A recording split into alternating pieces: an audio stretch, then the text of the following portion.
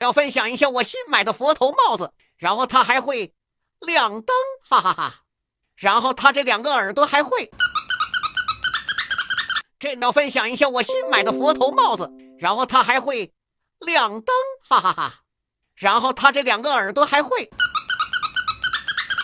真的是太有意思了哈！我要分享一下我新买的佛头帽子，然后它还会亮灯，哈哈哈。然后它这2个耳朵还会。真的是太有意思了。